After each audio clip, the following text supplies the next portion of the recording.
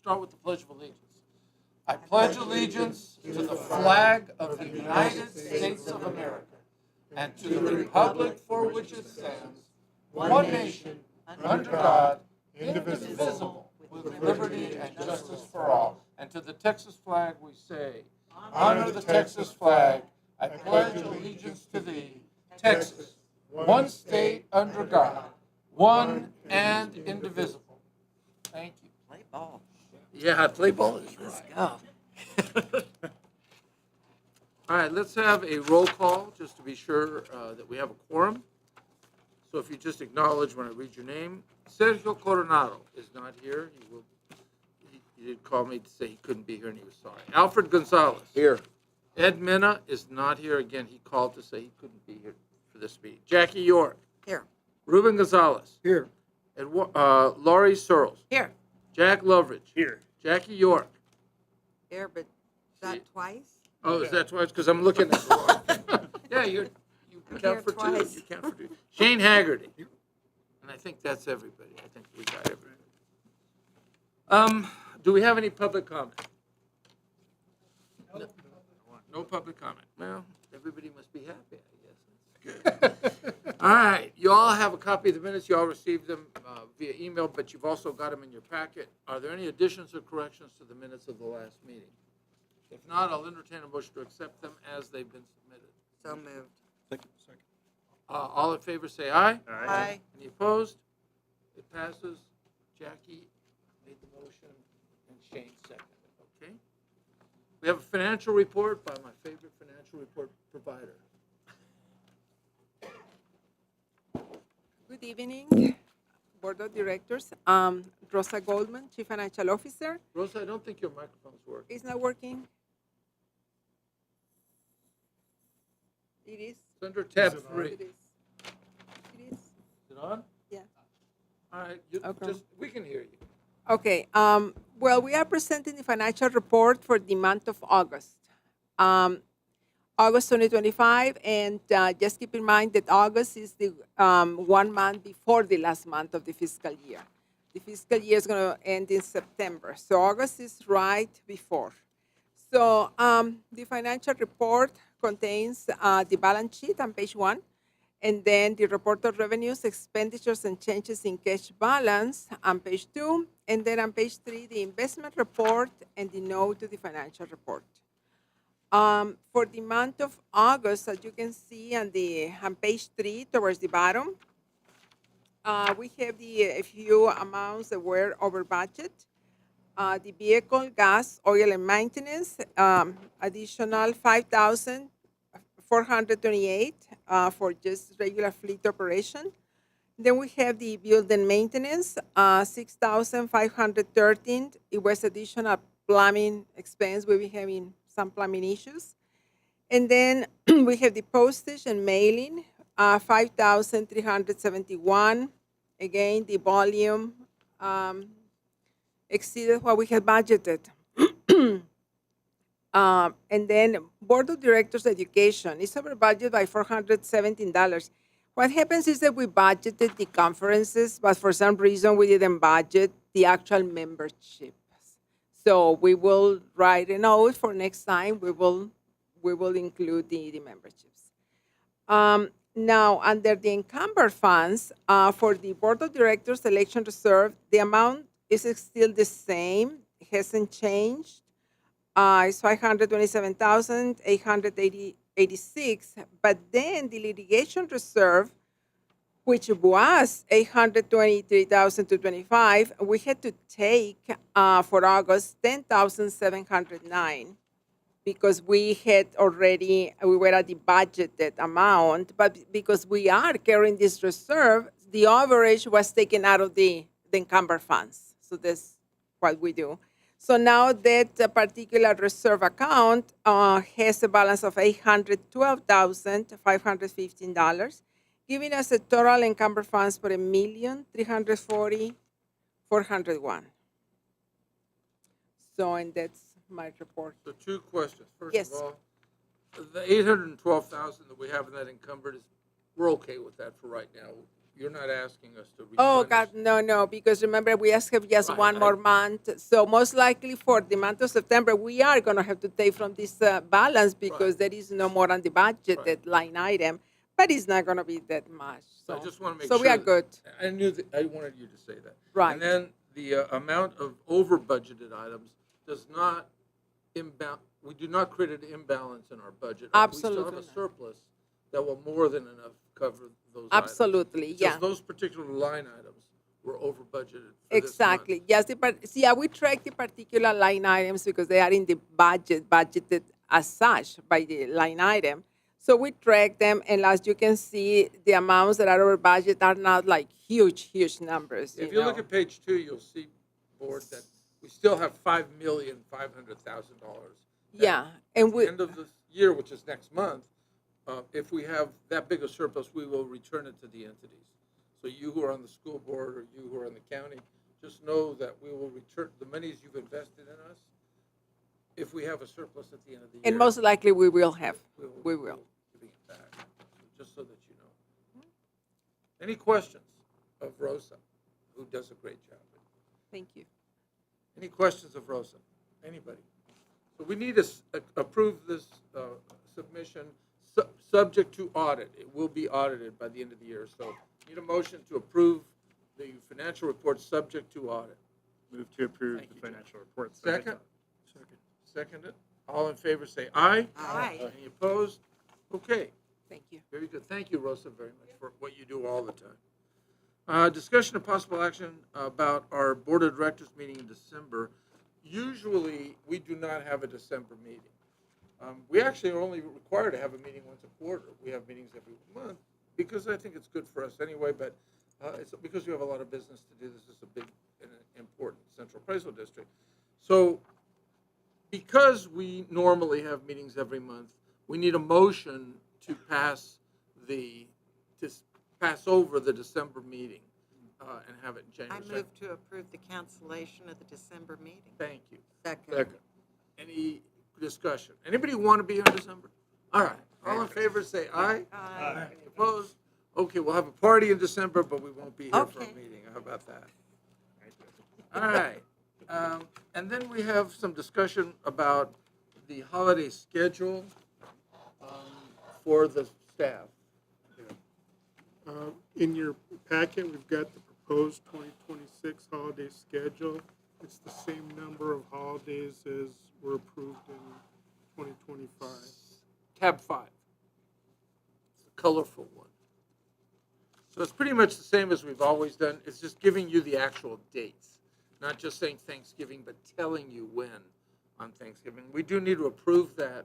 I move to approve the EPCAD's proposed 2026 holiday schedule. Second? Second. One question. Second. Yes, go ahead, of course. Is there any extra days? 'Cause didn't we give like a birthday or something? Yeah, we gave an extra, not a birthday, but we gave an extra day at Christmas because Christmas, we normally give Christmas Eve and Christmas Day, but they were on Wednesday and Thursday this year. So the board decided last year to give the Friday as well. And this year we're carrying it through because we're going to have the same issue on January 1st. So we're taking the Friday or Thursday, January 1st, and Friday, January 2nd. But then that will be back on the regular schedule in 2026 because Christmas is on Friday in 2026. So So if you it's look just at, going to be Thursday and Friday. So we'll lose that. if you look at the 2026 schedule, it's back to normal.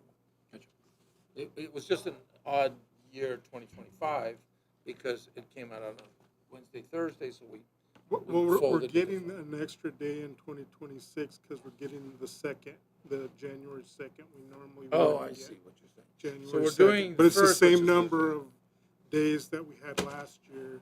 And then in 2027, then we'll lose those extra days and just go back to like Christmas Eve and Christmas Day and New Year's Eve and New Year's Day. Our policy usually is if the holiday falls on a Wednesday, Thursday, then we just fold it in the Friday.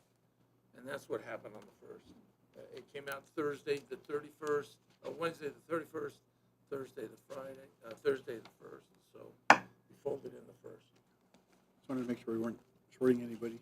And it's the same days, the same amount of days. All right, any other questions? Discussion? All in favor say aye. Aye. Any opposed? Passes unanimously. Why don't I think I'll let you guys, you're gonna mention the evaluation. Sure. Okay.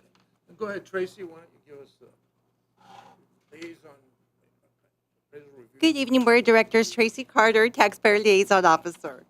In August, we started advertising for the appraisal review members for 2026.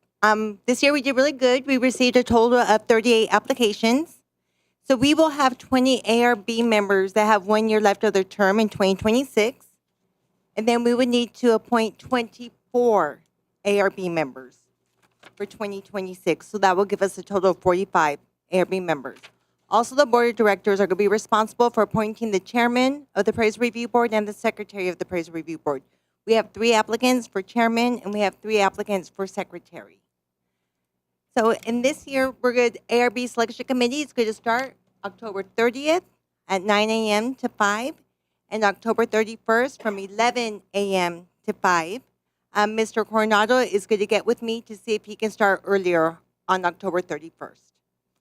The ARB had their training with their attorney, Roy Armstrong, on October 6th, and this is about details on the motion to correct late protests, to give them information, to give them presentations on that.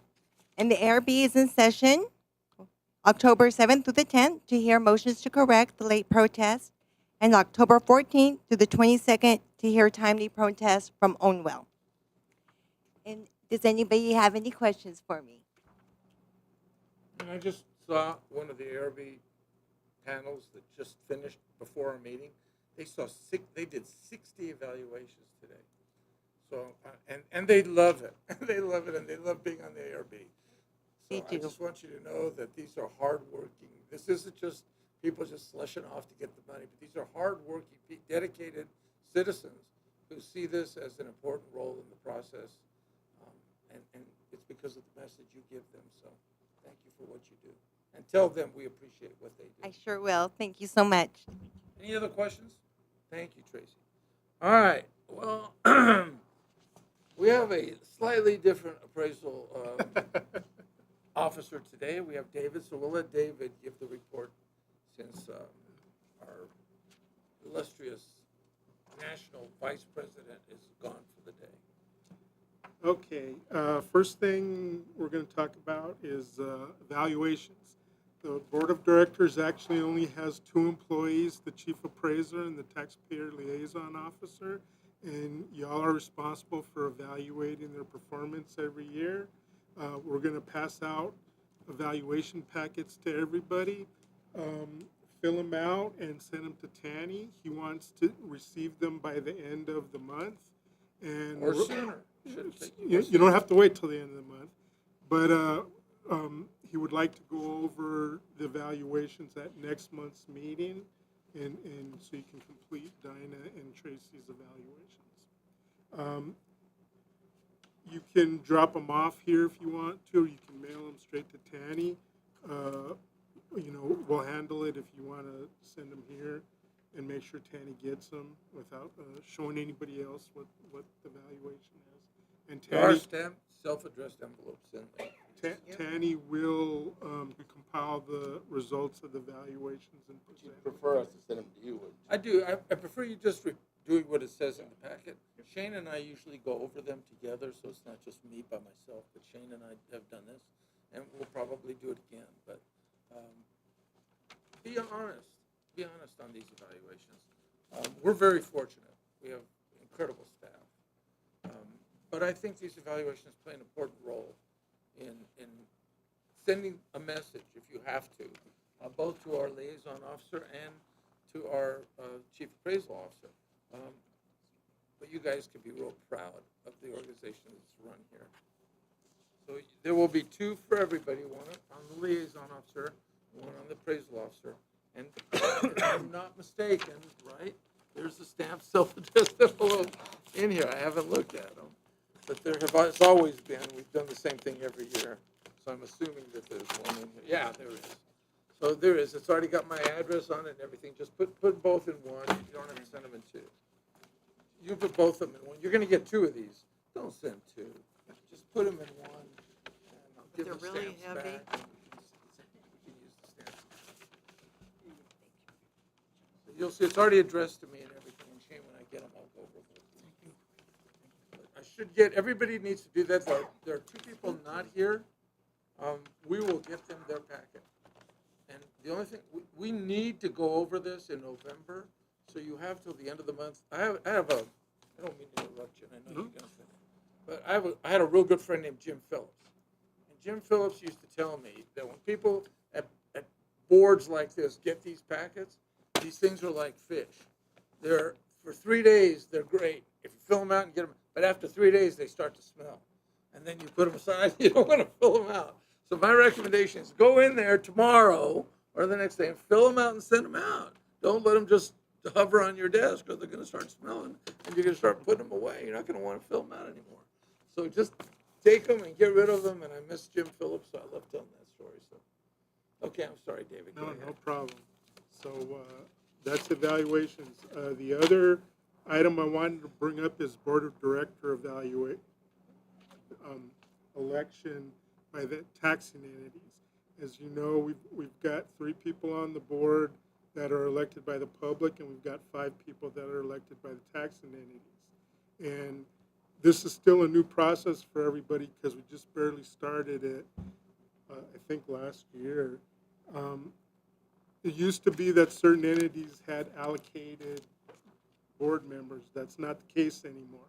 All the eligible taxing entities, which are the municipalities, the school districts, and the community college, vote on the 5 entity elected board members. So it just so happened that because of the random draw we had last year, because some members had to get their terms cut short, that both of the city's representatives happened to be the ones that got the short end of the stick. So, but that doesn't mean that the city is automatically going to get 2 board members. Everybody votes. We're going to pass out a packet to all of the entities, show how many votes they have. What has to happen is we already received the nominations from all the entities. There were 4 people nominated. There's 2 open seats. So the ballot is going to go out to all of the voting entities, and they have to choose how they're going to allocate their votes. Every entity has so many votes, and there's a wide range of votes. Some entities only have 2 votes, some have like 700 votes. So they can allocate their votes amongst any of the nominees however they want, but they have to pass a resolution that says this is who I'm voting for and this is how many votes I'm voting for. And it has to be approved by their governing body. And it has to come back to us by December 15th, before December 15th. But it has to be a resolution by the governing body. Now, there's also some weird stuff in the tax code about large entities that have more than 5% of the vote. We only have 5 large entities in our county. It's the city of El Paso ISD, Socorro ISD, Isleta ISD, and Community College. They have weird rules. Once we send the ballot to them, they have to make their vote within the first or second open meeting that they have after they receive the ballot, regardless of how far away December 15th is. So, is it the 15th or the 13th? Yeah, the 15th. Yes. So that's just a weird rule in the code. Plus, on the day they approve it, they have to deliver it to the appraisal district, the resolution and their ballot, within 3 days of the meeting where they approve it at. So I don't know, the wisdom of the Texas legislature, that's all I'm gonna say. So that's the way it is. So small entities, which is everybody else except for those 5 ones, as long as you get it to us before December 15th, you're good to go. The large entities, they have to approve it within the first 2 open meetings they have after they receive the ballot. And even when they approve it, they have to get us the signed resolution and the ballot within 3 days of that meeting. So, Mr. Loveridge, you might need to light a fire under your board, and Shane, you might need to too, and Jackie and Tan, you So might here's want to the touch thing. base with the If you think this city. is complicated, you're right. It's ridiculously complicated. Yeah. And the city has, so because of the amount of people, the amount of how can I say this? The amount of the city has the greatest amount of votes in this issue, and it's at least one of the 2 city representatives, if not both, probably will get. If the city follows through the procedure, will probably get put on. Some of the smaller districts, San Elizario, and don't like this because they kind of got shunted out. But we didn't create the system. The system was given to us by the state legislature. So we have to abide. These are the rules we have to live with. And I feel they want representation. We do have open elections, and somebody can run for the open seats. It just so happens that this year we won't have any open seats because the people who were elected for more than 1 year. And so this is our first year, so they're going on to the second year. Next year, there will be a seat available, and somebody can always run for that open seat. But for where we are this year, the only 2 seats that are available happen to be the 2 seats that were vacated by city representatives from the city of El Paso. To my knowledge, both Jackie and I have been renominated by the city. That's to my knowledge. Yeah. If that's the case, then those will be the 2 names on the ballot. As I said, the city, you can go back to your entities, but the city is so overweight. The way this thing's set up, it's overweight for the city that it probably would be that the city representatives would get elected, at least one of them, if not both of them. I guess if all the entities got together, if you and Socorro and Ysleta, El Paso got together, there's a possibility you could challenge one of the 2 candidates because the city has so many votes. It's probable that the city will get at least one. One thing I want to But I'm just emphasize saying, it's giving you the stupid is all the entities have all their votes. Right. I mean, it's not just because Mr. Loveridge, or I'm sorry, Dr. Loveridge, it represents EPISD that No. EPISD can't vote Right. again. EPISD gets to vote in this Right, election as right. well. So, I mean, it's theoretically possible that EPISD could end up with 2. or at least one. Well, I mean, the nominees are already set, the 4 It people would be that have one of been these 4 nominated. people, Yeah, it's going to be one of those 4. or 2 of the 4. But EPISD can vote, Ysleta can vote, Socorro can vote, everybody can vote. These are not like automatic city seats, and I'm emphasizing that because we're not used to that. We went so long under the 3/4 rule where they were just apportioned out, and it's not like that anymore. And I'm worried that entities are going to think, oh, like EPISD, oh, we've got our rep on there, we don't have to worry about it. No, you still have a vote and you still have a say. Right. And the city can't just say, oh, those are our reps and we always had 2, so we're just going to get them automatically. That's not the case either. So, I just want to emphasize to y'all, if you talk to your boards that voted for you before, that they can vote again. There's no rule that says that EPISD can't have 2 board members, that Ysleta can't have 2 board members. But it has to be one of these 4 people Yeah, that have already been nominated. but the nomination, the And they've already nominating nominated. process is over. There's 4 nominees. That's what's going to go out on the ballot, and those are the only ones that can be voted for. But everybody gets to vote, and we'll send you how many. We're sending the entities like how many votes they get. We're actually sending a spreadsheet of how many votes all the entities have, so you can see who, where you stand in relation to everybody else.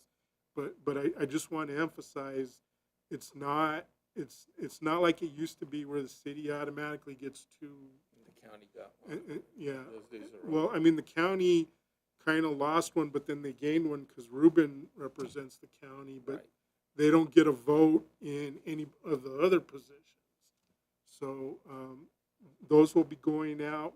We're planning to mail the ballots to the entities sometime next week, but we have to do it before the end of October. And then once they get it, that starts the clock ticking on all these weird rules. So I know Thanksgiving's coming up, so the large entities need to be careful about that because they have to approve it within the first two open meetings of when they receive the ballot. So they got to be mindful of when Thanksgiving's falling. Is that going to give them, so they can get it done in a timely manner before their time runs out. But the rest of the entities, other than those 5 I named, you just have until December 15th. Anybody have any questions about that? What David's saying is follow the process. Please follow the What do they process. do to them if they miss the 3-day notice? They don't get They to vote. don't lose their get vote. the Just vote. done. They just Yeah, lose their votes vote. don't count. So if the city doesn't respond within those, then the vote will be dispersed among everybody else. Okay. Every entity has to respond.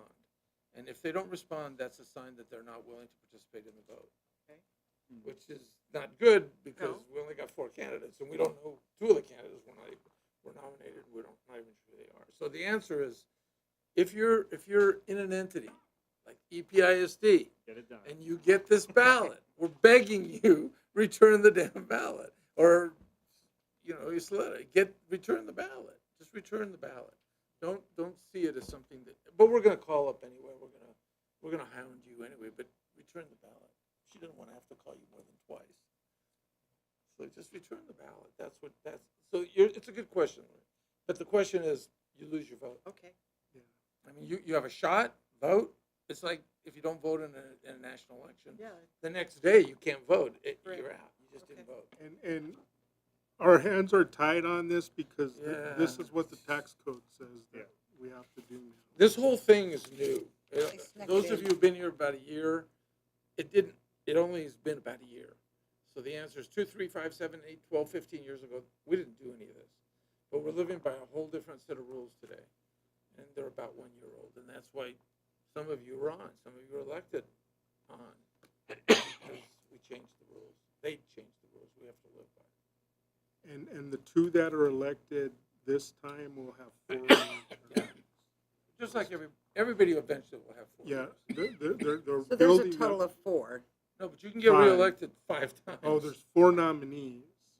That can only be, the 2 that win But there's- will have a 4-year term. There's only 2 of us that are on the board now currently. But we will be off the board unless we get Get reelected. And then there's 2 that we don't even know who they are. No, but there's only 2 positions available. Right. So the 2 that aren't elected, whoever the 2 are that aren't elected, are just not elected. But what I'm saying They is can run. the nominees, there's only, out of the 4 nominees, just 2 of us right now are Yes. current board of directors. Right. You and I. Right. I don't even know who the other 2 people So that's what I are. was They've been saying, so we nominated don't by know one of the who- entities. Like San Salazar. I don't remember who nominated the other 2 to you. Um, I think it was one of the smaller districts. Yeah, Tornillo. Tornillo did one. In other words, they were saying, we don't have to, we're gonna nominate. They legitimately nominated 2 additional candidates. So the answer is, of the 4, 2 will get elected for a 4-year term. And you can, all of you who are on here, we staggered it in the beginning. So you're on for 1 year, 2 years, 3 years. But when you're reelected now, you're gonna be reelected for a 4-year term. And when you have a 4-year term, you can have 5 4-year terms. So you can be reelected for 20 years to serve on the, it ain't gonna be me, I can tell you straight out. If I do another year, you're looking at my last year. But it's, the idea here is you have a 4-year term, not a 1 or 2, 3-year term, which you might have originally gotten. Now, in the case of the county tax assessor collector, he is on every year. You don't have to run, you're appointed, guess what? You're just mandated, you will be here. You're right, So that's the one exception. I'm sorry. I just wanted to- And the board members that were elected by the public, your election is coming up in November of 2026. Right. You were elected for 2 So, years. I think, don't they start some staggered thing with them?